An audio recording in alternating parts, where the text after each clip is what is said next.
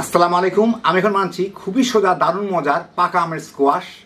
বাজারে যখন কম দামে আম পাওয়া যায় এটা বানায় রাখতে পারেন। এটা ফ্রিজে রেখে এমনি 6-7 মাস খাইতে পারবেন, যখন খুশি তখন। যখন আমের সিজন চলেও যাবে তখন আপনার ঘরে পাকা আমের রস সবসময় অ্যাভেলেবেল থাকবে। তৈরি করা খুবই সহজ, তো আসে নাকি শুরু করা যাক।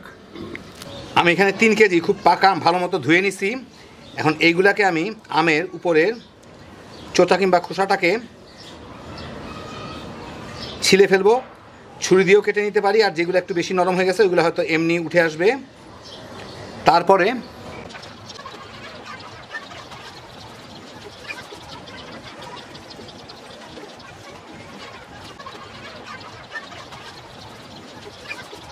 ছিলে নেওয়ার পরে আমি এগুলোকে ছোট ছোট টুকরা করে কেটে নিব, যাতে আমি ব্লেন্ড করতে পারি।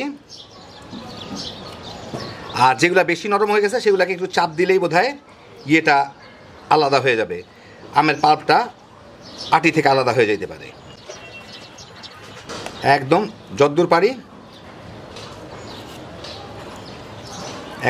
পারি এর থেকে উঠায় নেব আটিটার থেকে। তো আমি সবগুলো আম চিপে কেটে বিভিন্নভাবে নিয়ে নিলাম। এখন এইগুলাকে আমি ফাইন করে ব্লেন্ড করে চেলে নিব। তো আমগুলাকে আমি ব্লেন্ড করে এরকম একটা চালনি দিয়ে চেলে নিলাম। এখানে আমার হচ্ছে 6 কাপ। তো এই 6 কাপের জন্য আমার দেওয়া উচিত ছিল 6 কাপ পানি, 6 কাপ চিনি, মানে যতখানি আমের পাত ততখানি পানি ততখানি চিনি। তো আমার আমটা খুব মিষ্টি ছিল, সেই জন্য আমি এর মধ্যে 5 কাপ চিনি ব্যবহার করব, আর আমি একটু ঘন করব দেখে 5 কাপ পানিও ব্যবহার করব। তো আপনারা নিজেদের ইচ্ছা মতো চিনি দিয়ে নিতে পারেন যতদূর মিষ্টি করবেন, কিন্তু এটা ততটুকু মিষ্টি করতে হয় কারণ এটা যখন আপনারা পানিতে গুলায় ড্রিঙ্কসটা বানাবেন তখন যাতে আর বাড়তি চিনি না দিতে হয়। তো আমার আম হয়েছে 6 কাপ আমের পাল্প। 6 কাপ আমের জন্য আমি এখানে নিয়েছি 5 কাপ চিনি, মানে এখানে 1250 গ্রাম চিনি আছে। এর মধ্যে আমি 1.25 লিটার পানি দিচ্ছি, মানে প্রায় 5 কাপের মতো পানি দিলাম। এখন এটাকে জ্বালায় আমার ফুটায় পানিটাকে চিনিটাকে গলায় নিতে হবে। চিনিটা গলে গিয়ে শিরাটা ফুটে উঠছে, এটাকে কোনো তার করে কিছু করার দরকার নাই, শিরাটা ফুটে উঠলেই হয়। এর মধ্যে আমি 1.5 টেবিল চামচ সাইট্রিক অ্যাসিড দিচ্ছি। সাইট্রিক অ্যাসিডটা হচ্ছে লেবুর রসের নির্যাস আর কি, না হলে 1 কাপের মতো লেবুর রস দিতে হইতো। সাইট্রিক অ্যাসিডটা আপনারা যে কোনো সুপার শপে গেলেই পাবেন, ছোট ছোট বোতলে কিনতে পাওয়া যায় 60-70 টাকা করে। আর না থাকলে লেবুর রস দিবেন, তবে লেবুর রসটা দিলে হয় কি লেবুর ফ্লেভারটা চলে আসে। সাইট্রিক অ্যাসিডটা দিলে লেবুর ফ্লেভার থাকে না, কিন্তু টকটা পাওয়া যায়, আর এটা প্রিজারভেটিভ হিসাবে কাজ করে। সাইট্রিক অ্যাসিডের সাথে গলে এটা একটু স্বচ্ছ হয়ে নিক মিশে, আর খেয়ে দেখে নেবেন টক ঠিক মতো হয়েছে কিনা, কারণ সাইট্রিক অ্যাসিডটা এটাকে টকও করবে। এটা একটু টক হবে, কিন্তু পাকা আমগুলো সাধারণত প্রচুর মিষ্টি হয়, যে কারণে এটা একটু টক করতে হবে আর কি। তো দেখেন সাইট্রিক অ্যাসিডটা মিশে এটা আবার স্বচ্ছ হয়ে গেল। এখন আমি এর মধ্যে এই আমের পাল্পগুলোকে দিয়ে দিব। আমের পাল্প কিন্তু একটুক্ষণ রাখলেই উপর দিকটা কালচে হয়ে যাইতে থাকে, সেই জন্য পারলে কিছু দিয়ে ভালো মতো ঢেকে রাখবেন। আগে এইটুকু দিয়ে আমি মিশাই নিই, পরে চেঁচে পুছে দেওয়া যাবে। বাকিটাও দিয়ে দিব, এইটুকু আগে একটু ভালো মতো মিশাই নিই আমি।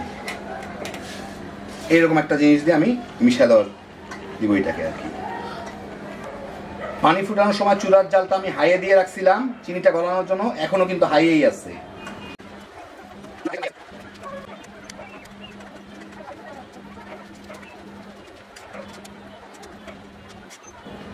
এইগুলা ভালো মতো মিশিয়ে নিলাম। এটা গরম হয়ে আসছে, বলগো চলে আসতে প্রায়। এখন আমি বাকিটুকু চেঁচে পুছে দিয়ে এর মধ্যে।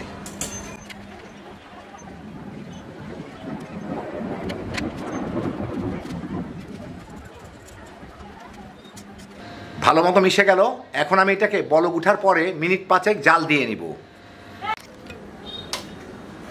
বলক আসার পরে 5 মিনিটের মতো জাল দিলাম। আমি এখন চুলাটা বন্ধ করে দিব। এই উপরে দেখেন খালি ফেনা দেখতে পাচ্ছেন, এই ফেনাগুলা ফেলে কোনো লাভ নাই। আমি বন্ধ করে দিলে এই ফেনাগুলা ঠান্ডা হলে কিন্তু এমনি সরে যাবে, তখন অন্যরকম রঙও দেখা যাবে। এই যে নিচে দেখেন, নিচের জুসটা যেরকম দেখা যাচ্ছে সেরকম জুসও দেখা যাবে, মানে আমের।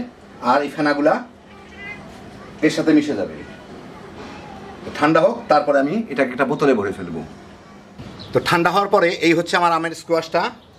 এটা ঠান্ডা হইলে কিন্তু 3-4 ঘন্টা সময় লাগে, ততক্ষণে কন্টিনিউয়াস তো নেড়ে রাখা যায় না, উপর দিকে কিন্তু সর পড়ে যাইতে পারে। এই যে দেখেন, এই যে সরগুলো দেখতেছেন এগুলো হচ্ছে উপর দিকে সর। তো আমার নাড়ার ঠেলার সরগুলো আবার মিশে যায়, কিন্তু পুরাপুরি গলে যায় না।